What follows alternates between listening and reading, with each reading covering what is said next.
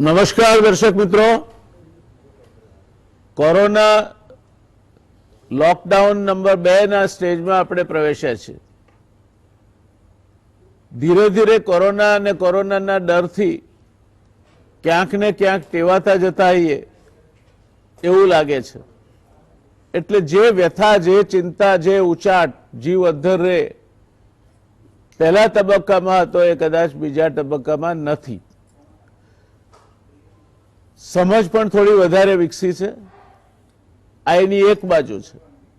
પણ બીજી બાજુ હજુ જ્યાં પરપ્રાંતીય મજૂરો બહાર નથી જઈ શકતા, પોતાના વતનમાં નથી જઈ શકતા, ત્યાં ક્યાંક બાંદ્રા સ્ટેશન ઉપર, ક્યાંક સુરતમાં નીટિંગના કારીગરો, ક્યાંક અન્ય જગ્યાએ એમનો આક્રોશ વ્યક્ત થવાનું ચાલુ છે. જે હોટસ્પોટ છે, પહેલા અમદાવાદનો વારો આવ્યો, પછી સુરતનો આજે વારો આવ્યો છે, ત્યાં કરફ્યુ નાખી દેવામાં આવ્યો છે. 3 કલાકની છૂટ અલબત્ત મળે છે એમાં બહેનોને જીવન જરૂરિયાતની વસ્તુઓ ખરીદવા માટે. એ સિવાયની વાત આજે આપણે કરવી છે અને એ છે આ જે બીજું સ્ટેજ છે કોરોના 2, એમાં જે છૂટછાટો જાહેર કરવામાં આવી છે. ગ્રામ્ય વિસ્તારમાં ઘણી બધી બાબતે છૂટછાટો જાહેર કરવામાં આવી છે. શહેરી વિસ્તારોમાં હજુ જોઈએ તે પ્રમાણે જ્યાં સુધી પરિસ્થિતિ નહીં થાય, 20મી તારીખે એનો રિવ્યુ લેવાશે અને ત્યાર પછી શહેરી વિસ્તારોમાં પણ હોટસ્પોટ અને એ સિવાયના અંગેનો નિર્ણય લેવાશે. એટલે આ પરિસ્થિતિમાં હવે શું અને કઈ દિશામાં આપણે જઈ રહ્યા છીએ, અર્થવ્યવસ્થા કઈ દિશામાં જઈ રહી છે, અન્ય બાબતે શું પરિસ્થિતિ છે, કાયદો વ્યવસ્થાની પરિસ્થિતિ કેવી થવાની છે, એની ચર્ચા કરવા માટે આજે આપણી સાથે પૂર્વ આઈપીએસ અધિકારી ચૌહાણ સાહેબ છે, ઇન્ડિયન ઇન્સ્ટિટ્યૂટ ઓફ મેનેજમેન્ટના પૂર્વ ડિરેક્ટર અને ખ્યાતનામ અર્થશાસ્ત્રી ડોક્ટર બકુલભાઈ ધોળકિયા છે, વેસ્ટ કોસ્ટ ફાર્માસ્યુટિકલ્સના મેનેજિંગ ડિરેક્ટર અને ઇડમાના અગ્રણી કમલેશભાઈ પટેલ છે અને ગાયહેડના ક્રેડાઈના અગાઉના ચેરમેન અને ગાયહેડના પ્રેસિડેન્ટ એવા સુરેશભાઈ પટેલ આપણી સાથે છે. એટલે આમ જોઈએ તો વિવિધ ક્ષેત્રને આવરી લેતી એક સરસ મજાની પેનલ આજે ચર્ચા માટે આપણી સાથે ઉપલબ્ધ છે. હમણાં જે તાજેતરના બનાવો બન્યા, કોટ વિસ્તારમાં કરફ્યુ નાખવામાં આવ્યો, આજે સુરતના અમુક વિસ્તારોમાં કરફ્યુ નાખવામાં આવ્યો, બાંદ્રા સ્ટેશને વિસ્ફોટક પરિસ્થિતિનું નિર્માણ થયું, સુરતમાં વરાછા રોડ પર વિસ્ફોટક પરિસ્થિતિનું નિર્માણ થયું. આ બધી બાબતો જોતા શરૂઆત ચૌહાણ સાહેબ આપથી કરવી છે કે આ કરફ્યુ નાખ્યો છે એ એક રીતે એવું દેખાડે છે કે અત્યાર સુધીના જે આપણે સમજીને ડિસ્ટન્સિંગ ને બીજી બધી બાબતે પગલાં લેવાના હતા એમાં ક્યાંક ને ક્યાંક હજુ કચાશ રહી છે. અને એ કચાશને દૂર કરવા માટે જે ગીચ વિસ્તારો છે, જ્યાં આ રોગનો ચેપ ફેલાવાની શક્યતાઓ રહેલી છે, ત્યાં કરફ્યુ નાખવાનો નિર્ણય લેવામાં આવ્યો છે. શું લાગે છે આપને આવનાર સમયમાં આ પરિસ્થિતિ લંબાશે? હજુ 3જી મે સુધી છે, 3જી મે પછી પણ શું થશે એ આજે કહી શકાય કે કરી શકાય તેમ નથી. ત્યારે કાયદો અને વ્યવસ્થાના મુદ્દે રાજ્યના પોલીસ વડાએ પણ સરકારને પત્ર લખ્યો હતો. એ કદાચ એમણે આગોતરી જાણ કરવા લખ્યો હશે અથવા તો હંમેશા જવાબદારી વહેંચવી જોઈએ એ વિચારીને લખ્યો હશે. આપ આ ક્ષેત્રના નિષ્ણાત છો, આપે કાયદો વ્યવસ્થાની પરિસ્થિતિ ઘણી વખત સંભાળી છે, ત્યારે આપનું શું માનવું છે? આ લોકડાઉનના કારણે હવે આ લંબાયો છે ત્યારે શું પરિસ્થિતિ થશે આવનાર સમયમાં? સૌથી પહેલાં ડીજીપી સાહેબે જે પત્ર લખ્યો છે એટલે એ બતાવે છે, કારણ કે વાત પણ થઈ શકે, ફોન ઉપર પણ કહી શકાય, બીજી રીતે પણ કન્વે કરી શકાય. એટલે એ બતાવે છે કે he is very serious about, he is apprehending something about law and order. એટલે એમણે આ લખ્યો છે, એક વાત. પછી બીજી વાત, કોઈ પણ વખતે ગમે તે પ્રકારની સિચ્યુએશન હોય, લોકો સારામાં સારી રીતે સુખીમાં સુખી રાજ્યમાં હોય કે મધ્યમ પ્રકારની પરિસ્થિતિ હોય, ડે ટુ ડે જે પ્રમાણે ચાલતું હોય છે એ પ્રમાણે, કે ખરાબમાં ખરાબ આપણે કોરોના જેવી પરિસ્થિતિ હોય, કોમ્યુનલ તોફાનો હોય, દેશમાં રોટી રમખાણ હોય, જે હોય, પણ કાયદો અને વ્યવસ્થા એ કોઈ પણ રાજ્યનું એ મૂળભૂત એનું તત્વ છે. જો કાયદો અને વ્યવસ્થા બરાબર નહીં જળવાય તો બધું જ સરકારનું, પબ્લિકનું અને બધાનું જ એ ખરાબ થઈ જવાનું છે. એ એક વાત છે. અને આ કોરોના ચાઇનાથી આવ્યો છે એટલે ચાઇનાના એક કન્ફ્યુશિયસ કરીને એક તત્વજ્ઞાની થઈ ગયા, એમનું પણ એ જ કહેવાનું હતું કે કોઈ પણ રાજ્યમાં બીજું કશું નહીં હોય તો ચાલશે, પણ કાયદો અને વ્યવસ્થા એ હોવી એ મસ્ત છે, એ જરૂરી છે. અને આપણા દેશમાં પણ એ જ વસ્તુ લાગુ પડે છે, સમગ્ર દુનિયામાં લાગુ પડે છે. અને હાલની પરિસ્થિતિમાં સામસામા બે પ્રકાર છે. એક બાજુ જો તમે કોરોનાનો ડિસ્ટન્સ નહીં રાખો, એની જરૂરી કાળજીઓ નહીં લો, તો કોરોના પણ ગમે ત્યારે ફેલાઈ શકે છે. આપણે ઇન્ડિયાની વાત કરીએ તો સૌથી પહેલાં કેરાલામાં 3 કેસ જે વુહાનના સ્ટુડન્ટ હતા એ આવ્યા અને ત્યાંથી શરૂઆત થઈ. પછી કોઈ યુનાઇટેડ આરબ અમીરાતથી કોઈ આપણા હૈદરાબાદના કોઈ માણસ આવેલા, એની ત્યાં થયું. બે જ રીતે બેંગ્લોરમાં વિયેનાથી આવેલા જે કોઈ હતા એ રીતે એ ફેલાયો. એટલે આ જે સંક્રમણ છે એટલું ફાસ્ટ છે, if you don't take care તો એક ઝડપી ફેલાઈ જાય છે. અને એમાં ભલે મરવાનું પ્રમાણ ઘણું ઓછું છે, છતાં એ ઇટ ઇઝ વેરી ડેન્જરસ. આજે અમેરિકામાં સૌથી છેલ્લા શરૂ થયું, ઇવન આપણા પછી જાહેરમાં, તો ત્યાંનું પ્રમાણ આપણા કરતાં પણ વધી ગયું. કારણ શું છે કે ત્યાં વિશ્વભરના લોકોની ત્યાં અવર જવર અને એ બધું હોય છે. આપણે ત્યાં પણ મોટા સિટીઓમાં વધારે છે, દાખલા તરીકે દિલ્હી અને મુંબઈ, મહારાષ્ટ્ર સ્ટેટ, ઘણા બધા લોકો મુંબઈથી આવ જા કરે છે, એના કારણે ત્યાં છે. દિલ્હીમાં પણ એ જ પ્રકારની પોઝિશન છે.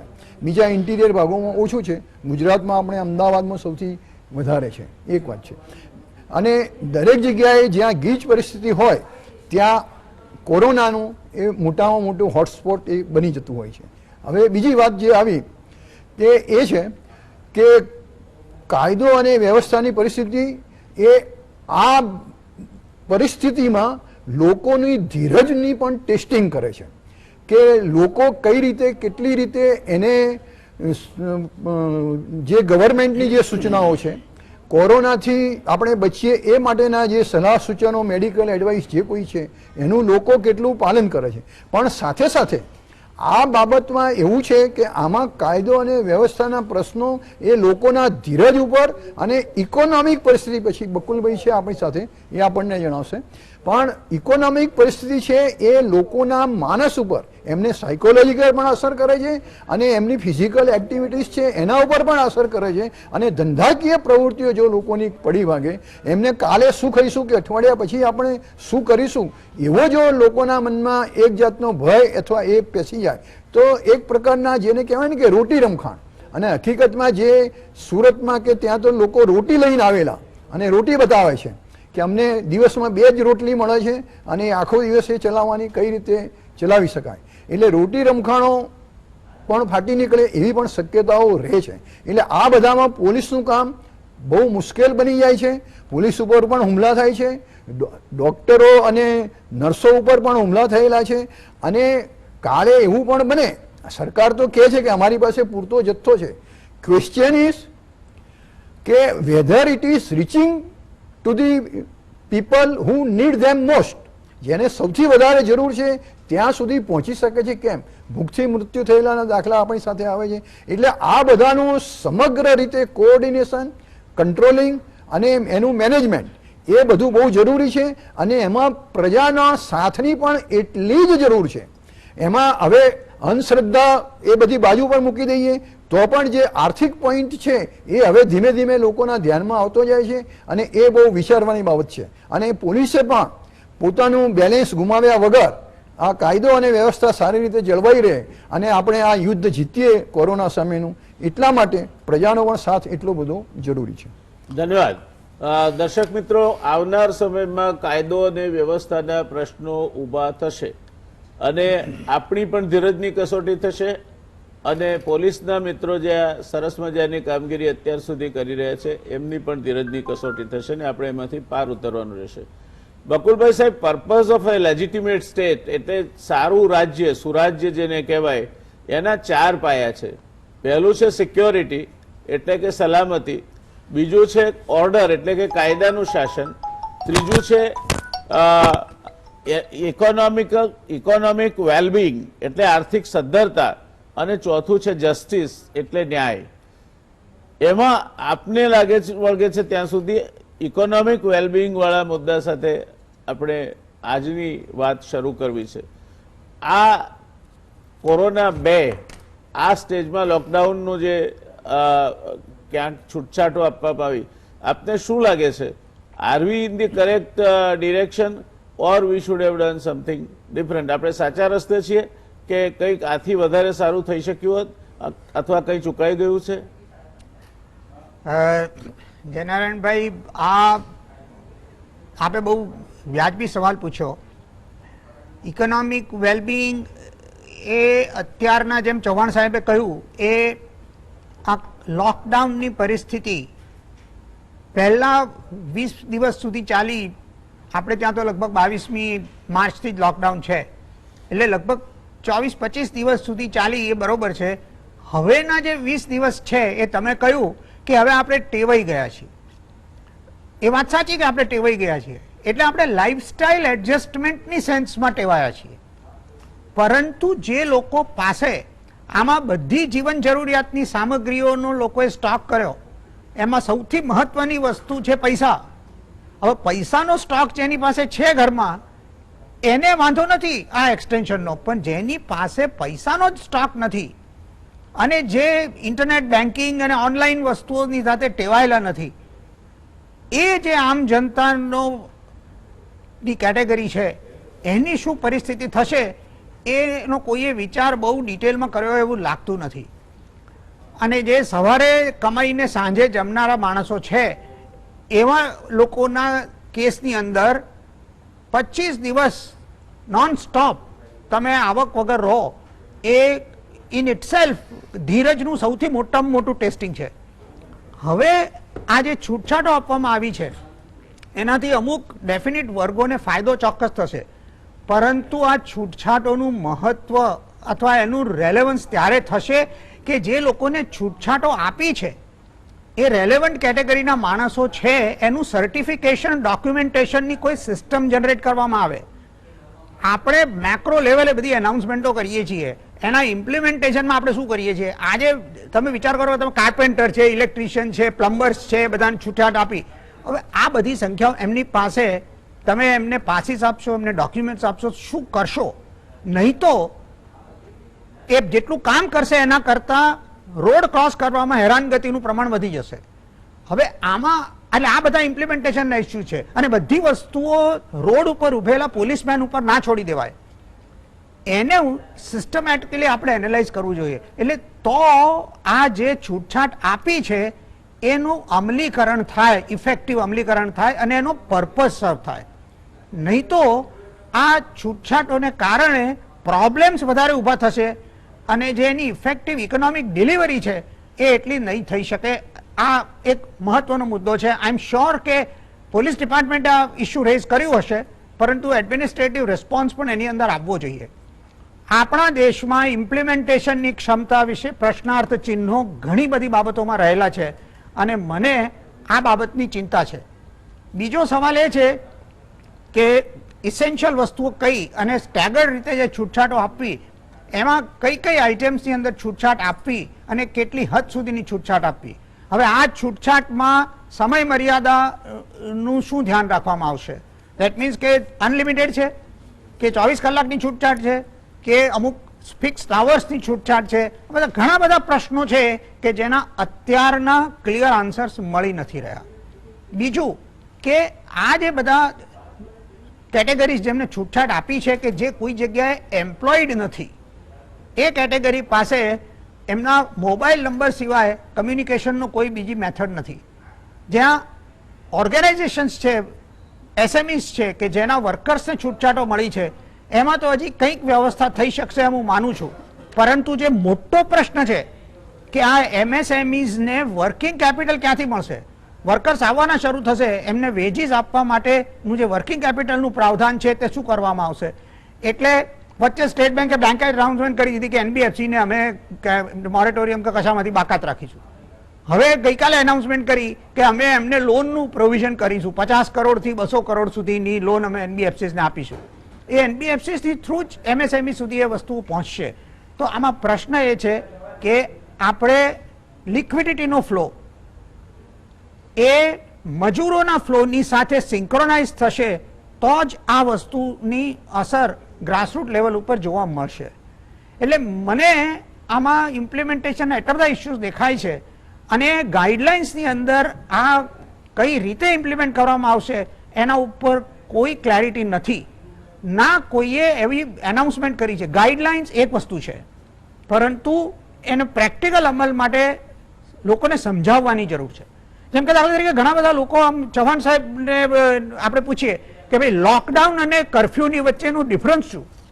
આઈ ડોન્ટ થિંક કે કોમન મેનને એ વાતની ખબર છે. એટલે there are lot of things કે જેની અંદર ક્લેરિફિકેટરી ઇશ્યુઝ બહુ ઘણા છે અને જેના વિશે આમ જનતાને સમજણ આપવી બહુ જરૂરી છે. દર્શક મિત્રો,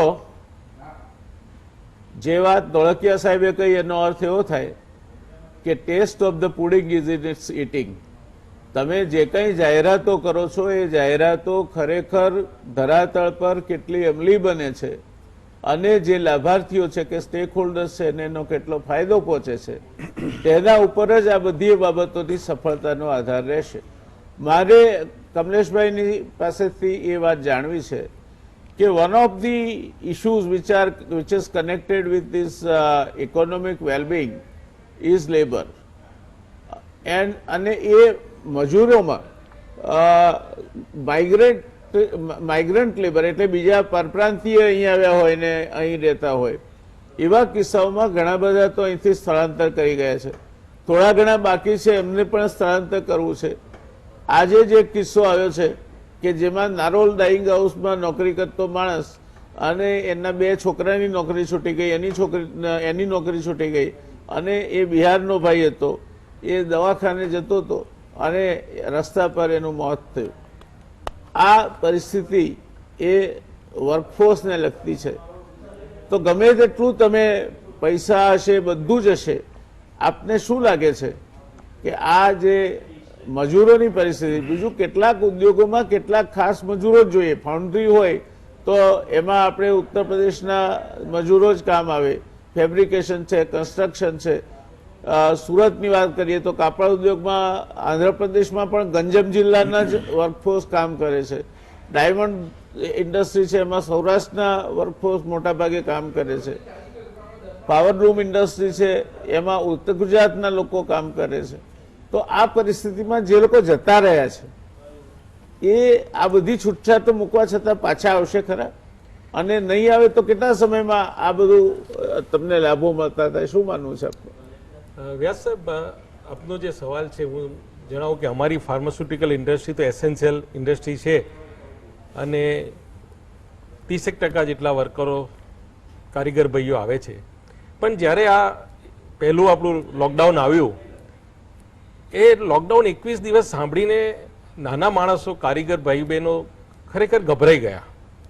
જે હું એમની સાથે દરરોજ વાર્તાલાપ કરતો હતો અને એ લોકોને એમ થઈ ગયું કે આ એક બહુ મોટી આફત છે એટલે લાવો ને પોતપોતાના નેટિવ પ્લેસ જતા રહીએ. એટલે લોકો પગાર લેવા પણ નથી રોકાયા કે લોકો ખર્ચી લેવા પણ નથી રોકાયા અને દરેક માણસ પોતાના નેટિવ જતા રહ્યા. યુપી, બિહારવાળા ત્યાં જતા રહ્યા, રાજસ્થાનવાળા ભાઈઓ પણ ત્યાં જતા રહ્યા. અને જ્યારે આ બધું ન્યૂઝમાં, મીડિયામાં આવ્યું એટલે લોકોને જતા જોઈને બાકીના લોકોમાં પણ ઈચ્છા થઈને એ પણ બધાને એમ થયું કે આપણે પણ જતા રહેવું જોઈએ. એટલે આ કારણોસર 70% કારીગર ભાઈ બહેનો પોતાના નેટિવ પ્લેસમાં જતા રહ્યા છે. હવે અત્યારે નેટિવ પ્લેસમાં ગયા પછી પણ એ લોકોને ત્યાં ક્વોરન્ટાઇન કરી દીધા છે. એ લોકો પણ ક્યાંય જઈ શકતા નથી. બોર્ડરો લોક છે. તો પાછા આવવાની વાત કરીએ તો બોર્ડરો લોક છે એટલે કોઈ આવી નથી શકતું. ગામમાં ગયા પછી બધાને પંચાયતે ક્વોરન્ટાઇન કરી દીધા છે એટલે એમને પણ બહાર નથી જવા દેતા. અને લોકો આવી નથી શકતા એટલે અત્યારે એકદમ આવવાની વાત કરીએ તો ફોર્સ એકદમ ઝીરો થઈ ગયો છે. અને હવે જો થોડા ટાઈમ પછી ખેતીવાડીને બધું ચાલુ થશે એટલે જરૂર કારીગર ભાઈઓ પાછા નહીં આવે, કારણ કે હવે એ લોકો પોતે ખેતીમાં થોડા લોકો જતા રહેશે. એટલે આમે ઇન્ડસ્ટ્રીમાં એક લેબરની હંમેશા શોર્ટેજ રહે છે જ. તો આ શોર્ટેજ વધારે થશે અને દરેક ઇન્ડસ્ટ્રીમાં મારા હિસાબે 35 to 40% જેટલા કારીગર ભાઈ બહેનો જલ્દી પાછા નહીં આવે અને ઇન્ડસ્ટ્રી માટે આ એક તકલીફ રહેશે. ખૂબ સાચી વાત કહી, કારણ કે અહીંથી જે રીતે ગયા છે લોકો અને જે પ્રકારની મુશ્કેલીઓ વેઠીને એ પોતાના ગામ પહોંચ્યા છે કે પોતાના વતન પહોંચ્યા છે, એની યાદો એમના માટે એટલી બધી સારી તો છે જ નહીં એમ કહીએ તો ચાલે. તો એ પરિસ્થિતિમાં સુરેશભાઈ, આપ તો એક એવા ઉદ્યોગનું પ્રતિનિધિત્વ કરો છો કે જેમાં બહારથી આવે છે જે પરપ્રાંતીય મજૂરો પણ અને આપણા ત્યાં પંચમહાલ ને એ વિસ્તારમાંથી પણ મજૂરો આવે છે. એમની અહીંથી જે રીતે ગયા છે ને જે ભયમાં હજુ પણ છે એ પાછા આવે તેવું તાત્કાલિક તો દેખાતું નથી. આ પરિસ્થિતિમાં જે કન્સ્ટ્રક્શન ઇન્ડસ્ટ્રી સેક્ટર છે એમાં આજની સ્થિતિમાં ઘણી બધી જગ્યાએ હું જતા આવતા જોઉં છું તો પહેલા મોટી મોટી ક્રેનો સતત કામ ચાલતું હોય, ચહલ પહલ હોય, આજે બધું જાણે સ્તબ્ધ થઈ ગયું છે, એકદમ સોપો પડી ગયો હોય તે પ્રકારનું વાતાવરણ છે. કદાચ એકાદો પગી ક્યાંક જોવા મળે, બાકી કંઈ ઝાઝું તમને જોવા નથી મળતું. તો આ ઉદ્યોગની અત્યારની પરિસ્થિતિ શું છે? તમારી જે અડધે આવીને અટકેલી ઇન્વેન્ટરી છે એનું શું થવાનું? કારણ કે you have lot of goods are in process. ફેક્ટરીમાં તો એવું હશે કે કદાચ એ ગુડ્સ ઇન પ્રોસેસ વાળી વાત પતાવીને પછી કામદારો નીકળ્યા હોય તો બધું ક્લીનઅપ થઈ ગયું હોય, પણ તમારે તો અડધું સ્લેબ ભરાયું હોય ને અડધું કોલમ ભરાયું કે બીમ ભરાયું મૂકીને મજૂરો નીકળી ગયા છે. તો શું લાગે છે આપને આ જે કન્સ્ટ્રક્શન ઇન્ડસ્ટ્રી છે એમાં શું પરિસ્થિતિ થશે? કન્સ્ટ્રક્શન ઇન્ડસ્ટ્રી જોવા જઈએ તો સમગ્ર દેશના જીડીપી ગ્રોથમાં બહુ મોટો હિસ્સો ધરાવે છે. અને આપ બેઉ અર્થશાસ્ત્રી છો, ધોળકિયા સાહેબ, વ્યાસ સાહેબ, આપ જાણો છો કે જીડીપી ગ્રોથમાં લગભગ 17% જેટલું માતબર યોગદાન આનું છે.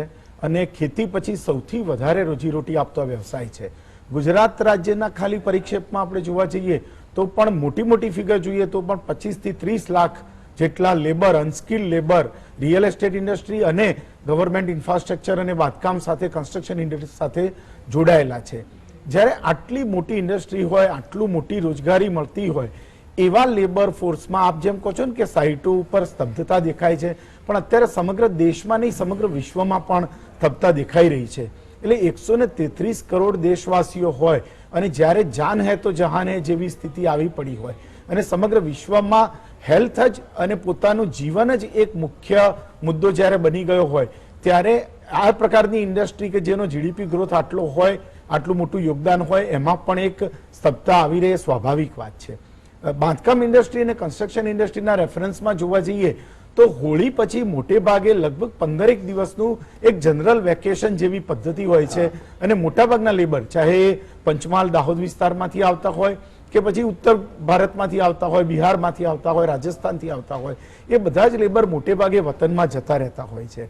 અને આ વર્ષની તારીખો જોવા જઈએ તો લગભગ 20 તારીખની આસપાસ એ લોકો પરત આવે, 18 તારીખની આસપાસ પરત આવે એવી એક પ્રાથમિકતા હતી અને આ 22 તારીખે આપણે જનતા કર્ફ્યુની જાહેરાત થઈ.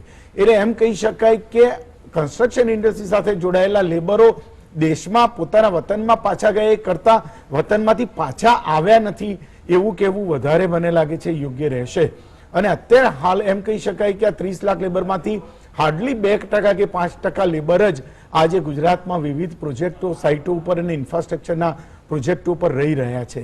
અને જેટલા લેબર બી રહી રહ્યા છે એના માટે કન્સ્ટ્રક્શન ઇન્ડસ્ટ્રી પોતાની રીતે વિધિન ધ કેમ્પસ ઘણી બધી સુવિધાઓ પૂરી પાડી રહી છે.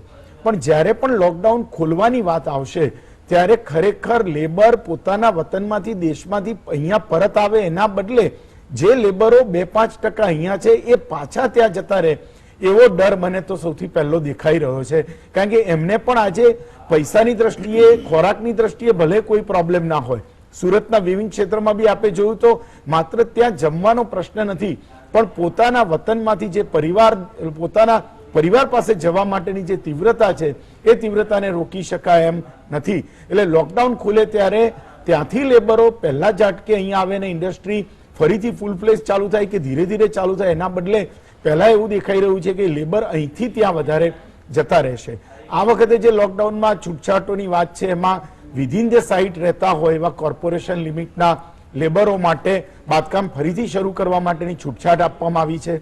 કોર્પોરેશન વિસ્તારો અને ખાસ કરીને જે ક્વોરન્ટાઇન નથી કે જે અત્યારે કર્ફ્યુગ્રસ્ત વિસ્તારો નથી એ વિસ્તારોમાં તો બહારથી પણ લેબરો લાવવા માટેની છૂટછાટ આપવામાં આવેલી છે.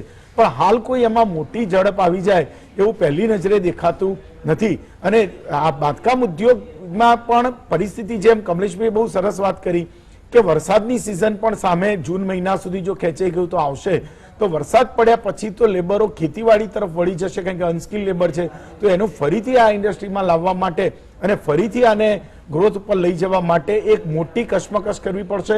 અને એમાં સરકારનો બહુ મોટો રોલ રહેશે કે કેવી રીતે લેબરોને અહીંયા લાવવા માટેની પ્રોપર વ્યવસ્થા કરવી. ધોળકિયા સાહેબે બી વાત કરી, ચૌહાણ સાહેબે બી વાત કરી કે એના માટેની એક પ્રોપર સિસ્ટમ ગોઠવવી પડશે. માત્ર પોલીસ કર્મચારીઓ પર નહીં લાદી શકાય કે કેવી રીતે લેબરો બધા સાઇટ ઉપર પહોંચે કે બીજા રાજ્યમાંથી આપણા રાજ્યની અંદર આવે.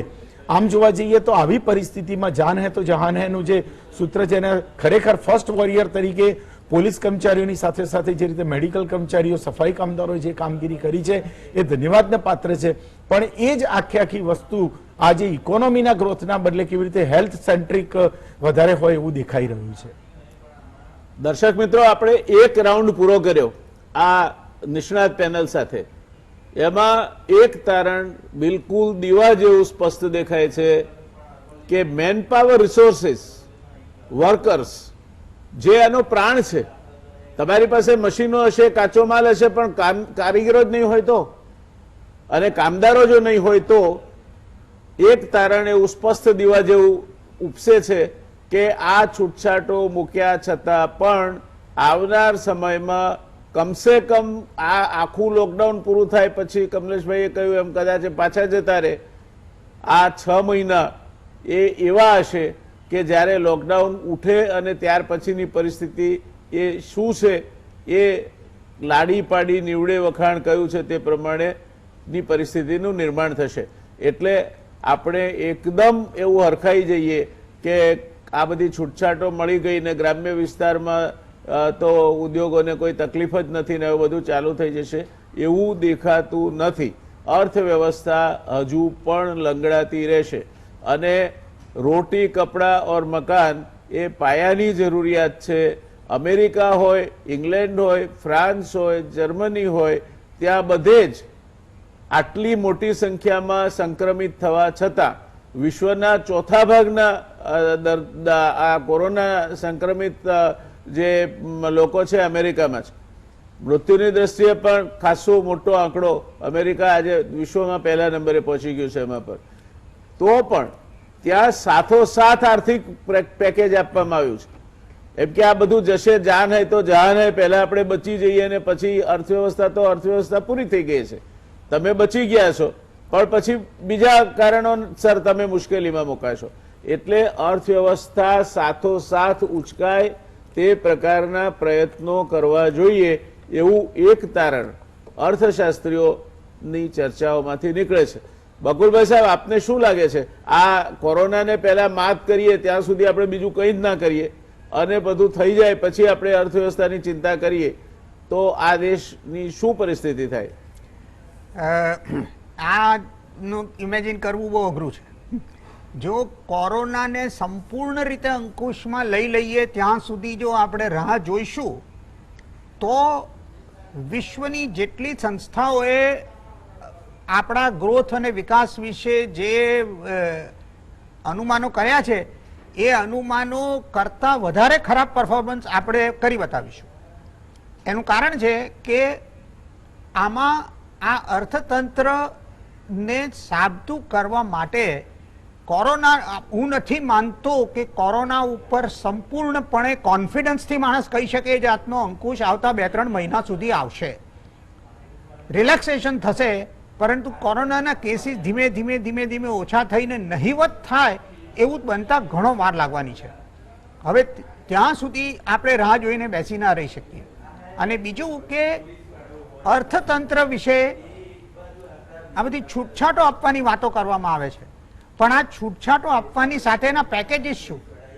હવે જેમ કે સુરેશભાઈએ કહ્યું રિયલ એસ્ટેટ સેક્ટર, હવે આ real estate sector is looking at an unsold inventory, incomplete inventory for a long time. હવે આ એના ફાઇનાન્સીસની શું દશા થશે? આમાં એવું છે કે હાઉ ડુ આમાં જે બિલ્ડરો છે, કન્સ્ટ્રક્શન એજન્સી છે, ફર્મ્સ છે, એને ડિફોલ્ટર લિસ્ટની અંદર તમે અત્યારના તમે 3 મહિનાનું મોરેટોરિયમ આપ્યું, પણ એ 3 મહિનાના મોરેટોરિયમમાં કેટલી બેંકોને કેટલા એનબીએફસીઝે એકચ્યુઅલ કન્સ્ટ્રક્શન ઇન્ડસ્ટ્રીને હેલ્પ કરી છે એના કોઈ આંકડા અત્યારના આપણી પાસે છે નહીં. એવી રીતે દરેક ઇન્ડસ્ટ્રી વાઇઝ એની સ્પેસિફિક રિક્વાયરમેન્ટ, એમણે જે કહ્યું વાત તદ્દન સાચી છે. ચોમાસું શરૂ થશે એટલે આમે તે જેમ હોળીના પીરિયડમાં કન્સ્ટ્રક્શન ઇન્ડસ્ટ્રી બંધ હોય છે એમ ચોમાસાના પીરિયડમાં પણ કન્સ્ટ્રક્શન ઇન્ડસ્ટ્રી બંધ હોય છે. દરેક ઇન્ડસ્ટ્રીની એક ઓપરેટિંગ સાયકલ છે.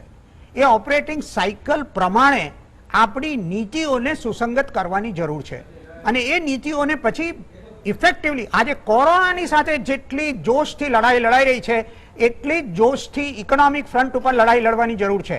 અને જેમ કોરોના વોરિયર્સ છે એમ ઇકોનોમીના વોરિયર્સ આર ફાઇનાન્શિયલ ઇન્સ્ટિટ્યુશન્સ, ઇકોનોમીના વોરિયર્સ આર વર્કર્સ. આપણે પોલીસો અને હેલ્થ કર્મચારીઓને પ્રોત્સાહિત કરી રહ્યા છીએ, પણ આપણા ફાઇનાન્શિયલ ઇન્સ્ટિટ્યુશન્સ અને આપણું વર્કફોર્સની શું પરિસ્થિતિ છે તે નથી જોઈ રહ્યા. આપણે આ બધા ફ્રન્ટ ઉપર જો સાયમલ્ટેનિયસ એક્શન નહીં કરીએ તો આપણા અર્થતંત્રને આ કોરોનાને લગતી મંદીમાંથી ઉગરતા 2 થી 3 વર્ષ નીકળી જશે અને બધું ઓપ્ટિમિઝમ એ હવામાં ઉડી જશે. આવું બનશે એવું નથી કહેતો, પરંતુ જે રીતે અત્યારના સરકારનો અભિગમ છે અને અર્થતંત્ર ઉપર એક જાતનો પેસિવ એપ્રોચ છે કે કશું કરવામાં, ફાઇનાન્સ મિનિસ્ટ્રી તરફથી કોઈ જાહેરાત નથી. નીતિ આયોગના ડેપ્યુટી ચેરમેનના ઇન્ટરવ્યુ પર ઇન્ટરવ્યુ આવી રહ્યા છે, એ કોઈ સ્પષ્ટતાથી કોઈ વાત માણસ કરી જ નથી શકતો. હવે આમાં આપણે સમજવું શું? એનો અર્થ એ કે is there A policy paralysis, is there A problem in the thought process, કે આપણે પ્રોબ્લેમને જ આઈડેન્ટિફાઈ નથી કરી રહ્યા? આ છે શું આમાં? Where is the diagnosis? આપણે જો અર્થતંત્રના ઉપર કોમ્પ્રિહેન્સિવ પેકેજ હવે જેમ બને એટલું જલ્દી એનાઉન્સ નહીં કરીએ અને એના ઇમ્પ્લિમેન્ટેશન ઉપર આપણે જોર નહીં આપીએ તો આપણા અર્થતંત્રને આવતા 3-4 ક્વાર્ટર સુધી આમાંથી બહાર નીકળવામાં બહુ મુશ્કેલી પડશે. અને કોરોના ઉપર આપણો કંટ્રોલ નહોતો, પણ અર્થતંત્રને બહાર કાઢવા ઉપર આપણો પોતાનો કંટ્રોલ છે. Corona is not self made, but our economic condition will be our self made situation. જે આપણા હાથમાં છે, આપણા કંટ્રોલમાં છે, એના ઉપર આપણે ફોકસ કરવું જ પડશે. આ ઇફ કે વેધરનું ઇશ્યુ નથી, આ હાઉ અને વેનનું પણ ઇશ્યુ નથી. નાવ એન્ડ વિથ ફૂલ ફોર્સ, આ સિવાય કોઈ રસ્તો છે જ નહીં. બકુલભાઈ સાહેબે જે વાત કહી તેમાં હું પણ મારો સૂર પુરાવું છું. અર્થવ્યવસ્થા એ માણસના પેટનો ખાડો પૂરવા માટેની પાયાની જરૂરિયાત છે. કોરોના એ સંકટ છે, મહામારી છે, અને બકુલભાઈ સાહેબે એ વાત પણ સાચી કહી કે કોરોના પૂરો ક્યારે થશે એની કોઈને ખબર નથી. આજે જ ન્યુયોર્ક ટાઈમ્સમાં મેં અહેવાલ વાંચ્યો છે કે દક્ષિણ કોરિયામાં પાછા 2 વસ્તુ બની છે. એક તો જે લોકો ને એક વખતે થઈ ગયો કોરોના, એ લોકો ફરી પાછા they have got a second attack of corona. એટલે એક એવી બીક હતી કે એકવાર કોરોના થઈ ગયો પછી એવી માન્યતા પ્રમાણે બીજી વાર ના થાય. that has been proven wrong. અને બીજું કે દરેક દેશમાં કોરોનાનો પ્રશ્ન તો છે જ, તંત્ર સ્તબ્ધ છે, પણ સાથોસાથ અમેરિકાએ $2 ટ્રિલિયન પેકેજ જાહેર કર્યું. અત્યારે એનો અમલવારી શરૂ થઈ ગઈ અને એ અમલવારીનું પરિણામ એ આવ્યું છે કે ઘણા બધા કિસ્સામાં માણસ નોકરી કરતો હતો ત્યારે એને જેટલો પગાર નહોતો મળતા એટલો એના ખાતામાં દર અઠવાડિયે $700 જમા થાય છે. એટલે આ અર્થવ્યવસ્થાના પેકેજની વાત કરીએ તો બ્રિટને પણ બહુ મોટું પેકેજ જાહેર કર્યું છે, જાપાને પણ જાહેર કર્યું છે, જર્મનીએ પણ જાહેર કર્યું છે. તો આપણે અર્થવ્યવસ્થાને બાજુમાં રાખીને કોરોના સામે લડવાના હોઈશું તો કોરોનાનો હજુ કોઈ અંત દેખાતો નથી. કારણ કે જ્યાં સુધી એની રસી નહીં તૈયાર થાય ત્યાં સુધી કોરોના સામે ડિસાઇઝિવ વિક્ટરી જેને કહેવાય તે નહીં આપણે મેળવી શકીએ. કારણ કે there is no medicine which positively says that yes this is the cure. જેમ સ્વાઇન ફ્લૂ માટે ટેમીફ્લુ હતી એમ કોરોના માટે એવી કોઈ મેડિસિન નથી. બધા પોતપોતાના પેલા પ્રમાણે કોઈ HCQ કહે છે, કોઈ બીજું કહે છે, એ કરે છે, પણ there is no proven medicine as far as the corona care is concern. તો એ પરિસ્થિતિમાં આપણે કામ કરવાનું હોય તો કમલેશભાઈ, આપ તો આ ક્ષેત્ર સાથે જોડાયેલા છો અને એ ક્ષેત્રની ખૂબીઓથી અને ખામીઓથી બંનેથી પરિચિત છો. એક ક્ષેત્રને હું ત્રણ ભાગમાં વેચું છું. એક નાના અને અતિ નાના એકમો, એક મધ્યમ કક્ષાના એકમો અને એક મોટા એકમો. ફરી પાછું મારું ફોકસ એ અગેન મેનપાવર ઓરિએન્ટેડ અને તમને એક વધારાનો પ્રશ્ન પૂછ્યો છે કેપેસિટી યુટિલાઇઝેશન ઓરિએન્ટેડ છે. કારણ કે બ્રેક ઇવન પોઈન્ટથી નીચે તમે ફેક્ટરી ચલાવો, તમારું ફિલિંગ સેક્શન હોય પણ લેબર ના હોય અને તમે ચોથા ભાગનું ફિલિંગ સેક્શન ચલાવો તો બાકીના તમારા જે ઓવરહેડ્સ છે યુટિલિટીઝના એ ઓવરહેડ્સ તો મોરલેસ સેમ રહેવાના છે. તો આ જે છૂટ આપવામાં આવી છે અને 33% કેપેસિટી 33% કેપેસિટી પહેલો પ્રશ્ન, આ 33% કેપેસિટી વાપરી શકાય એટલા મજૂરો છે? અને બીજો પ્રશ્ન કે બ્રેકઇવનથી નીચે આ સેક્ટર ઓપરેટ કરે તો શું પરિણામ આવે? ઇને હોપ કે કાલે ઉઠીને પરિસ્થિતિ સુધરશે. કારણ કે મોટા એકમોને કોઈ તકલીફ પડે એવું માનતો નથી. They are more less automise and they are high paying employers, એટલે એમને લેબરની એટલી બધી તકલીફ નહીં પડે. પણ નાના એકમો, જોબ વર્ક કરતા એકમો, મધ્યમ કક્ષાના એકમો, એમની શું પરિસ્થિતિ થશે? કારણ કે દેશના લગભગ 35% ફાર્માસ્યુટિકલ ફોર્મ્યુલેશન્સ આપણે પેદા કરીએ છીએ. વ્યાસ સાહેબ, ઇન્ડસ્ટ્રી અને ઇકોનોમીને શું અસર થશે એમાં હું તમને તમારી સાથે 2-3 મુદ્દાઓ વાઇઝ કરીશ. જેમ સામાન્ય માણસ કોરોનાથી ગભરાઈ ગયો છે એમ ઇન્ડસ્ટ્રીવાળો પોતે પર્સનલી તો કોરોનાથી ગભરાય છે, પણ સાથે સાથે એની ઇન્ડસ્ટ્રી કેમ રન કરવી એ એના માટે એક મોટો રોગ થઈ ગયો છે. એના માટે બીજી એક લડત થઈ ગઈ છે. એટલે એક ઇન્ડસ્ટ્રીવાળો માણસ એના માટે તો આ બંને લડત થઈ ગઈ છે. તો હવે ઇકોનોમી અને ઇન્ડસ્ટ્રીની વાત કરીએ. ઘણા બધા રિપોર્ટો 2-4 વીકમાં આવ્યા છે આપણી પાસે, હાર્વર્ડના બધા. World wide 30-35% minimum economy down જશે એવું બધા જ રિપોર્ટોમાં એવરેજ લખેલું છે. સાચી વાત છે. હવે એક નાના માણસની વાત કરીએ કે જેની ઇન્ડસ્ટ્રીમાં 10-12 માણસ હોય, એ એની ઇન્ડસ્ટ્રી રન કરીને બધાના પગાર, ઇલેક્ટ્રિક બિલ, બેંકનું વ્યાજ ભરીને બહુ તો 40-50 હજાર રૂપિયા મહિને કમાતો હોય છે. જે એ એક જગાએ નોકરી કરવા જાય તો પણ એ 50 હજાર કમાઈ લેતો હોય છે. તો એના માટે જ્યારે ઇન્ડસ્ટ્રી 1 કે 2 મહિના બંધ રહે તો એને ઘણી બધી તકલીફો પડે. સરકારે જણાવ્યું છે કે કારીગર ભાઈઓ બહેનો બધાને તમારે સેલરી કરવાના, પણ સરકાર એમ નથી કહેતી કે અમે સેલરીના પૈસા ક્યાંથી લઈશું જો ઇકોનોમી નથી ચાલતી, તૈયાર માલ જતો નથી કે જેથી પૈસા આવે. એક્સપોર્ટ સાવ બંધ થઈ ગયું છે. ચલો બહારથી તો પૈસા આવે તો પણ લોકો પોતાની ઇન્ડસ્ટ્રી રન કરી શકે. તો ટ્રાન્સપોર્ટના બધા કારણસર ઇકોનોમી માલ નથી ડિસ્પેચ થતો, એટલે પૈસા આવતા નથી.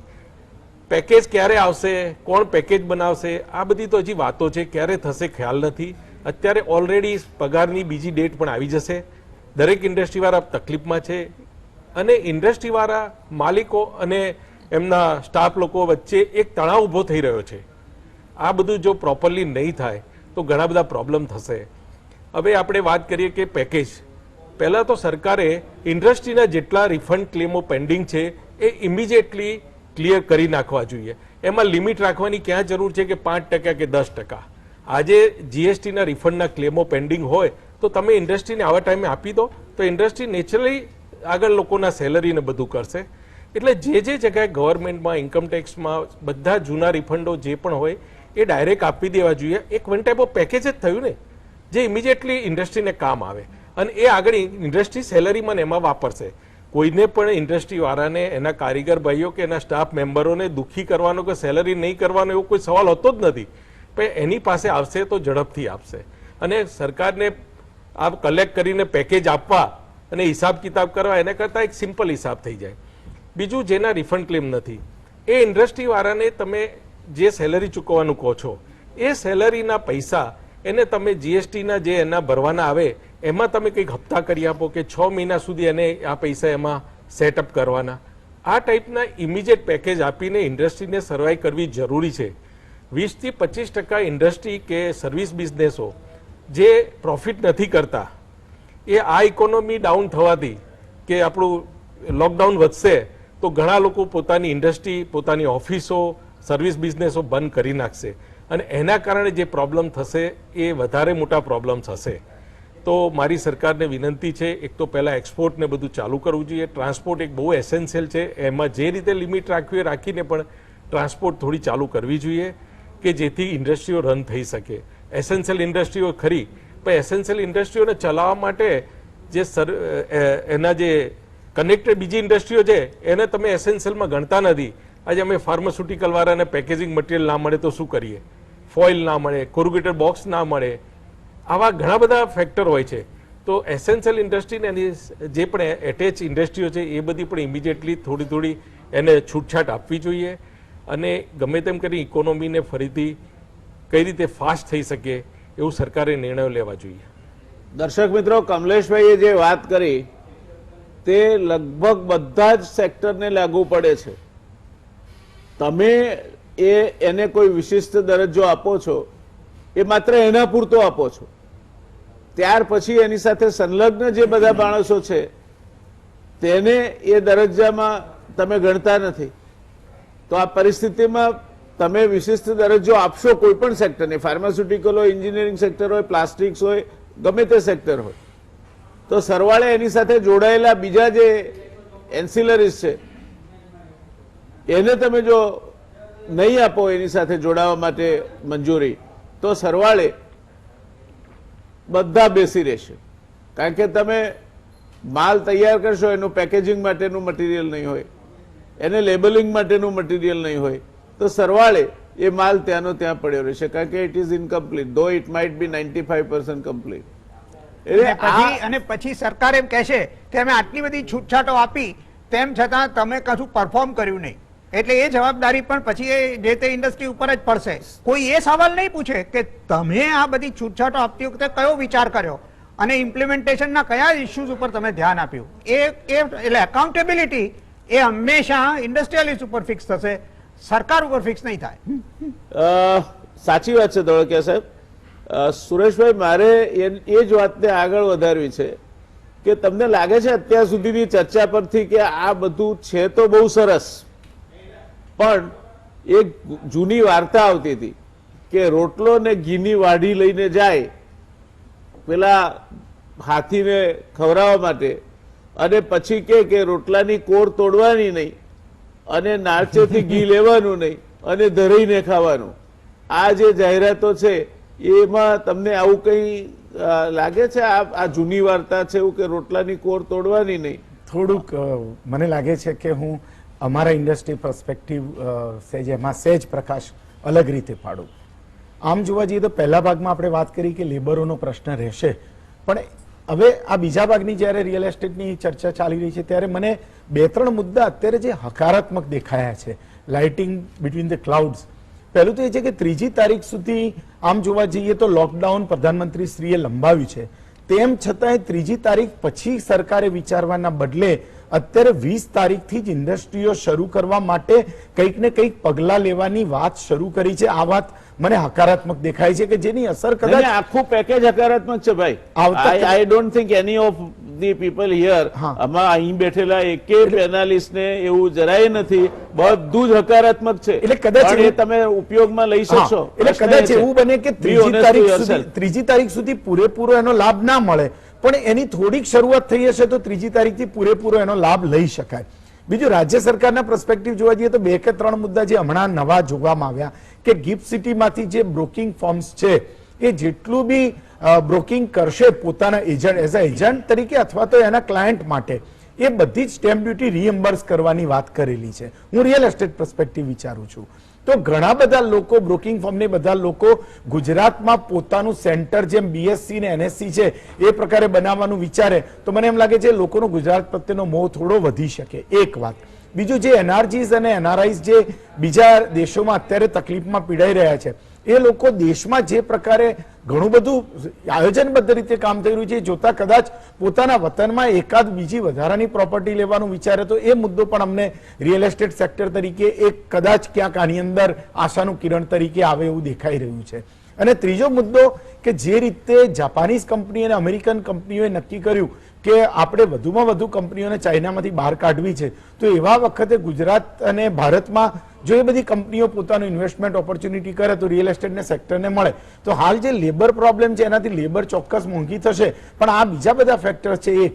અને બીજું, અત્યારે સૌથી મોટી રેમેડી જે છે ને દવા કરતા એ ઘર છે. બધાને ઘરમાં રહેવાની વાત છે એટલે જે લોકો ભાડાના ઘરમાં રહે છે એને પણ પોતાનું એક ઘર લેવાની ઈચ્છા થાય. 2 બેડરૂમના મકાનવાળાને 3 બેડરૂમ લેવાની ઈચ્છા થાય તો બની શકે કે આવનારા 6 મહિનામાં રિયલ એસ્ટેટ સેક્ટરને એક વધારે નવો પુશ મળી શકે. પણ એ બધો પુશ માટે સરકારોએ, ચાહે રાજ્ય સરકાર હોય કે કેન્દ્ર સરકારે એક સાથે મોટા પેકેજ ડિક્લેર કરવાની જરૂર છે. એ વાત સાથે ધોળકે સાહેબ ને વ્યાસ સાહેબની વાત સાથે અમે પૂરેપૂરા સંમત છીએ. અને પેકેજોને તત્કાલ જાહેર કરવા જોઈએ કે જેથી બેંકો જે લોન આપી રહી છે અત્યારે જોવા જઈએ તો રિયલ એસ્ટેટને ઇન્ડસ્ટ્રી તરીકે ગણવામાં નથી આવતી. એટલે જે પ્લોટો એને થયેલા પ્લોટોને મોર્ગેજ કરીને લોન આપવાની વાત હોય કે રેપો રેટ કે રિવર્સ રેપો રેટ ઘટાડવાની વાત હોય એમાં કોઈ પગલા હજુ સુધી જાહેર નથી થયા. એ જો તાત્કાલિક જાહેર કરવામાં આવે તો મને એમ લાગે છે કે આ ઇન્ડસ્ટ્રીને એક એવો પ્રાણ મળે અને જે પૈસો ફરતો થવો જોઈએ આજે નહીં તો 2 મહિના 3 મહિનામાં પણ એ ઝડપથી ફરતો થાય. આના માટે અમે નેશનલ લેવલે અને રાજ્ય કક્ષા લેવલે ઘણા બધા ડેવલપરો 4 દિવસથી કોન્ફરન્સો, ટેલિકોન્ફરન્સો, વિડીયો કોન્ફરન્સો કરી રહ્યા છીએ અને કેવી રીતે વધારે કોન્સોલિડેટ થઈ અને આ કોરોનામાંથી કરુણા તરફ એટલે પોતાના એમ્પ્લોયી માટેની વાત આવતી હોય, લેબર માટેની વાત આવતી હોય કે પોતાના કસ્ટમર તરફની વાત આવતી હોય તો કોરોનાથી કરુણા તરફ રિયલ એસ્ટેટ ઇન્ડસ્ટ્રી કેવી રીતે વર્ક કરે એના પર કરી અને કઈ હકારાત્મક કરવાની દિશામાં છીએ. સરકારની એમાં તાત્કાલિક હેલ્પ મળે, ઇન્ડસ્ટ્રીનો જો દરજ્જો મળે અને જો બેંક લોનનો સરળ થાય અને લિક્વિડિટી ફરીથી આવે ધોળકે સાહેબે જે વાત કરી એ પ્રમાણે તો ચોક્કસપણે રિયલ એસ્ટેટ ઇન્ડસ્ટ્રીને ફરીથી આવનારા સમયમાં પ્રાણ ફૂંકાઈ શકે અને એનો લાભ જીડીપી ગ્રોથને અને ઇકોનોમીને પણ સારી રીતે મળી શકે. સુરેશભાઈ આ ક્ષેત્ર સાથે જોડાયેલા છે પણ કદાચ એટલા જ નજદીકથી દીપક પારેખ જોડાયેલા છે અને મારી સુરેશભાઈને વિનંતી છે કે આજનો દીપક પારેખનો ઇન્ટરવ્યુ છે જરા વાંચી જાય. દીપક પારેખે એવું કહ્યું છે કે ઇન્વેન્ટરી લોકડઅપ થઈ ગઈ છે અને 20% ભાવ નહીં કાપવો તો બાયર નથી બજારમાં અને આવનાર સમયમાં પણ inventory liquidation will become a major problem. અને અત્યારે બહુ મોટા પાયે ઇન્વેન્ટરી અત્યારે રિયલ એસ્ટેટમાં લોકડઅપ થઈ ગયેલી છે અને પારેખ સાહેબે આંકડાઓ સાથે કહ્યું છે this sector is going to go through a tremendous stress. એવડું મોટું એટલે આ દિશામાં 25 દિવસમાં મોલમાં કપડા બી ઇન્વેન્ટરી પેન્ડિંગ જ હશે. અત્યારે કોણ કપડાનું વિચારે તો મકાનનું કપડાનું મકાનના 2 જુદા રસ્તા છે. મકાન એ બહુ મોટી ઇન્વેસ્ટમેન્ટ માગી લેતી બાબત છે, લાંબી ઇન્વેસ્ટમેન્ટ માગી લેતી બાબત છે.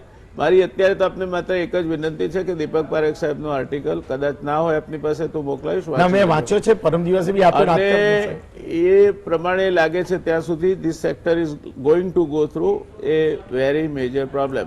ચૌહાણ સાહેબ, આપણે હવે આ બધાની ચર્ચા સાંભળી મેં આપને આમાં બીજા રાઉન્ડમાં છેલ્લે એટલા માટે રાખ્યા કે આપ આ બધા નિષ્ણાતોને સાંભળી શકો. આવનાર સમયમાં મધ્યમ અને નિમ્ન મધ્યમ વર્ગને રોટલાની તકલીફ પડવાની છે. સરકારે એક મહિનાનું તો સીધું સામાન ભરી આપ્યો. સરકાર કદાચ બીજો 1 મહિનો આપે, 2 મહિના આપે પણ એકલા આ સીધા સામાનથી ઘર નથી ચાલતું. તાવડી 13 વાના માગે, એમાં 13 વાનામાંથી 4 વાના મળે તો ઘર ના ચાલે અને સાજા માદા થવાના પ્રસંગો પણ બને. બીજી અનાયાસ કોઈ ખર્ચો આવી જાય. આ પરિસ્થિતિમાં જ્યારે કેશ સ્ટ્રેપ્ડ હોય, માણસને રોજી રોટી પણ ના હોય, ઘરે બાળકો ભૂખ્યા બેઠા હોય. આજે મેં આપને નારોલનો દાખલો કહ્યો, એના બંને છોકરાના જે 2 ભેગા થઈને 25,000 કમાતા હતા, ઇલેક્ટ્રિક વાયરિંગનું ને કામ કરતા હતા, એમના જોબ છૂટી ગયા. આ ભાઈ કંઈક કામ કરતો હતો, એનો જોબ છૂટી ગયો. અને સરવાળે આખું કુટુંબ એક મેન્ટલ ફ્રસ્ટ્રેશન ને ટ્રોમામાં હતું. એમાં એની તબિયત બગડી, કોઈ દાડો એને નખમાય રોગ નહોતો અને માણસ મરી ગયો. એ ભૂખના કારણે વધારે મર્યો રોગના કરતા. આ પરિસ્થિતિમાં એવું અનઓફિશિયલી કહેવાય છે કે અમદાવાદમાં આજે લગભગ 1 લાખ માણસો 2 ટંક ભોજન નથી મેળવી શકતા. મોટા ભાગના 1 ટંકથી ચલાવે છે અને કેટલાક કદાચ પાણી પીને સૂઈ જતા હોય તેવું પણ બનતું હશે. તો આ પરિસ્થિતિમાં એક અનુભવી પોલીસ અધિકારી તરીકે લો એન્ડ ઓર્ડરના કયા પ્રકારના પ્રશ્નો બની શકે અને એ ન બને તે માટે સ્વૈચ્છિક સંસ્થાઓએ સમાજે શું કરવું જોઈએ? સરકારનું કામ કરશે, પણ સ્વૈચ્છિક સંસ્થાઓ, સમાજ બધાએ ભેગા થઈને શું કરવું જોઈએ કે સામાજિક સમરસતા જળવાઈ રહે અને કાયદો વ્યવસ્થા જળવાઈ રહે? સૌથી પહેલાં બકુલભાઈએ જે પ્રશ્ન રેઝ કરેલો કે કર્ફ્યુ અને લોકડાઉન બે વચ્ચે શું તફાવત છે. કર્ફ્યુ અને લોકડાઉન વચ્ચે આમ જોવા જતાં દેખીતી રીતે કોઈ તફાવત નથી, છતાં તફાવત છે એવું સમજાય છે. કર્ફ્યુ છે એ ફોર એ ડેફિનેટ પીરિયડ હોય છે અને એવરીથિંગ ઇઝ ક્લોઝ એ હોય છે. દાખલા તરીકે 6 કલાકનો કર્ફ્યુ, 12 કલાકનો કર્ફ્યુ, 24 કલાકનો અને મેક્સિમમ 72 કલાકનો કે 48 કલાકનો હોય. Lockdown is four A longer period, 10 દિવસ, 20 દિવસ, 1 મહિનો, એ પ્રકારનું છે. That is lockdown. એટલે એક આ ડ્યુરેશનનો એક સવાલ છે. અને સેકન્ડલી કવરેજનો સવાલ છે. કર્ફ્યુમાં એસેન્શિયલ, નોન એસેન્શિયલ બધી જ વસ્તુઓ બધી બંધ હોય છે, કારણ કે it is four A sorter duration. અને લોકડાઉનમાં એસેન્શિયલ સર્વિસીસ જે છે એ ચાલુ રાખવી પડે અને એ ચાલુ રહી જ છે. આપણે પહેલાં લોકડાઉન 1માં પણ ચાલુ હતી, લોકડાઉન 2માં પણ ચાલુ છે. પછી સરકાર એમનું પોતાનું જે અનુમાન અને જે ફીડબેક મળે એ ઉપરથી એમાં ફેરફાર કર્યા કરે છે. એ જુદી વાત છે. એ એક વાત. પછી બીજી વાત, તમે જે વાત કરી કે 13 માગે તાવડી, વોટ એવર, તાવડી તેરવાના માગે. યસ, એવી જ સંસ્કૃતમાં કહેવત છે કે ભૂ ભિક્ષિત કિમ ન કરોતી પાપમ. ભૂખ્યો માણસ કયું પાપ કરતો નથી. એટલે માણસ એક વખત પોતે ભૂખ્યો સૂઈ જશે, પણ જ્યારે એના બાળકો કે એ જે હોય છે, પોલીસને પણ એ અનુભવ છે. અને તમે, હું, બકુલભાઈ, કદાચ બીજા પણ આમાંથી હોય, આપણે નવનિર્માણ આપણે અનુભવ્યું છે. અને નવનિર્માણનું કારણ એક જ હતું કે મોંઘવારી. અને મોંઘવારીનું કારણ એ કે છેલ્લે અસર એ તમારી સ્ટમક ઉપર, તમારી જઠર ઉપર જાય છે. જઠરનું આવ્યું એટલે ઉમાશંકર જોશી પણ યાદ આવે કે ભૂખ્યા જનોનો જઠરાગ્નિ જાગશે, ખંડેરની ના ભસ્મ કણી લાદશે. એટલે કહેવાનો મતલબ એ છે કે પોલીસ માટેનું કામ જે છે એ બહુ મુશ્કેલ બનતું જાય છે. અને જો અને આપણે જે કહ્યું, આપણે તો અહીંનો તમે દાખલો આપ્યો નારોલનો, પણ આવા કિસ્સાઓ બીજા સ્ટેટમાં બની ચૂક્યા છે કે આખા ફેમિલીએ કાં તો આપઘાત કર્યો હોય, કાં તો મરી ગયા હોય, એવા પણ કિસ્સા ભૂખના કારણે અને મરવા જ મળ્યા છે. અને જે સમાજનો નબળામાં નબળો જે વર્ગ છે, જે દરરોજનું કમાઈ અને દરરોજ ખાતો હોય, એ વર્ગને સૌથી પહેલાં અસર થશે. અને સેકન્ડ લોકડાઉનમાં તો એ શરૂ થઈ ગઈ છે. એ અને બીજા વર્ગને જે છે ઉપરના વર્ગ, કારણ કે સરકારના પેકેજીસ જો નહીં મળે, ઇકોનોમી જો પ્રોસ્પર નહીં થાય, તો પોલીસના પણ ઘણા બધા પ્રશ્નો ઊભા થવાના છે. આજે ઓફિશિયલી કહો કે અનઓફિશિયલી પણ 25% વધારો એ ડોમેસ્ટિક વાયોલન્સમાં, એટલે પતિ પત્ની વચ્ચેના ઝઘડામાં 25 થી 30% વધારો નોંધાયો છે. પછી બાળકો ઉપર માતા પિતાનો ત્રાસ, એમાં પણ વધારો થયો છે. અને પછી એ સંજોગો એવા પણ આવશે, જો if we are not in a position to make it right, તો એવી પણ પોઝિશન આવી શકે છે કે મજૂરો અને માલિકો વચ્ચેના પ્રશ્નો પણ ઊભા થાય, દુકાનો તોડવા લૂંટવાના પ્રશ્નો પણ ઊભા થાય. અમેરિકાનો એક મેં વિડીયો જોયેલો, ત્યાં મોલ પણ તૂટી રહ્યા છે અમુક જગ્યાઓએ. તો એવી પરિસ્થિતિ ઇન્ડિયામાં પણ ઊભી થઈ શકે છે. અને એના કારણે પોલીસનું કામ વધુ ને વધુ મુશ્કેલ બને, એ પણ શક્ય છે. પણ આપણે આશા રાખીએ કે સરકાર અને એમાં જે બધા બેઠા છે એ બધા યોગ્ય નિર્ણયો લેશે અને આપણે જેમ બને એમ જલ્દી આમાંથી બહાર આવી શકીશું. અને એમાં ખૂના મરકી સુધીના બધા જ પ્રશ્નો એ સર્જાઈ શકે છે.